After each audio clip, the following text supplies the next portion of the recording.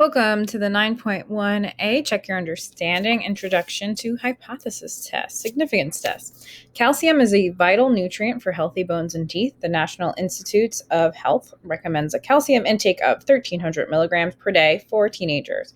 The NIH is concerned that teenagers are not getting enough calcium on average. Is this true?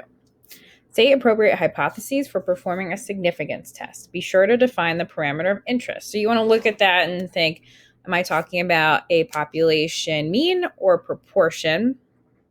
And the claim is that an average teenager should have 1,300 milligrams. So our null hypothesis is that mu should be equal to 1,300.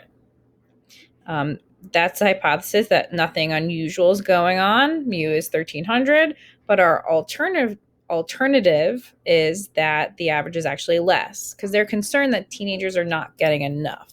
So we're trying to test, is the true population mean less than 1,300? We're not trying to prove it's like exactly 1,220 or something.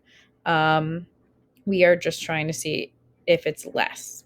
And to define our parameter here, it says be sure to define it. Mu is the true mean daily calcium intake in milligrams. Number 2 says researchers decide to perform a test using the hypotheses stated in number 1. They ask a random sample of 20 teens to record their food and drink consumption for one day.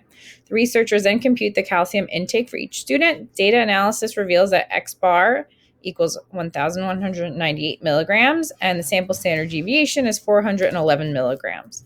Researchers performed a significance test and obtained a p-value of 0.1404, so 14%. Explain what it would mean for the null hypothesis to be true in this setting. So the null hypothesis is that mu equals 1,300. So in our sample, we got less than 1,300. So that could just be by natural variation that's going to happen with samples, or it could be that it's really less, but it says, explain what it would mean for the null to be true. So that means the mean daily calcium intake is 1,300. So if we're going to interpret that p-value of 14% or 0.14, what that is assuming the mean daily intake is 1,300 milligrams, like assuming the null is true. In a world where that is true, what's the probability of getting that observation or something more extreme by random chance? So assuming the mean daily intake is 1,300 milligrams, there is a 0.1404 probability of getting a sample mean of 1,198 milligrams or less purely by chance. So really not that unusual in a world where that really is the true population mean. So what conclusion can we make at the significance level of 5%, 0.05? Well, let's compare our p-value to alpha. The p-value is greater than alpha, 0.05. So we fail to reject the null hypothesis. We fail to reject H sub naught, HO. We don't have convincing evidence against the null hypothesis.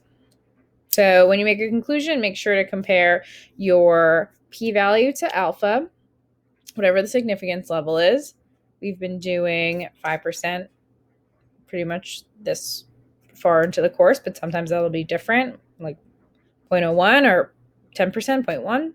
And then you either reject the null hypothesis or fail to reject. Remember, there is no accept.